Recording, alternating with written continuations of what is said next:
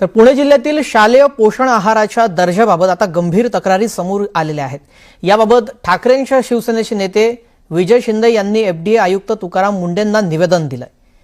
अन्नधान्याची गुणवत्ता, वजनातील तफावत आणि साठवणुकीबाबत तातडीने तपासणी करण्याची मागणी त्यांनी केली आहे। तर दोषींवर कठोर कारवाई करण्याचीही मागणी त्यांनी या निवेदनातून केली आहे।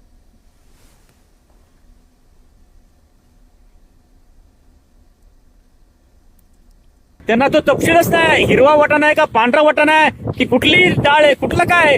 अरे एवढं निकृष्ट दर्जाचं जेवण जर आमच्या मुलांना देत असतील, एका बाजूला काय चालले महाराष्ट्रामध्ये हा प्रश्न पडला।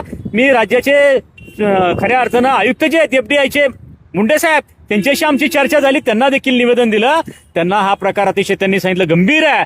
याच्यामध्ये पुणे जिल्ह्यातल्या जेवढ्या जिल्हा परिषद शाळा, अंगणवाड्या, एवढंच काय महाराष्ट्रातली सगळ्या तपासणीचे आदेश मुंडे साहेबांनी त्या ठिकाणी दिलाय।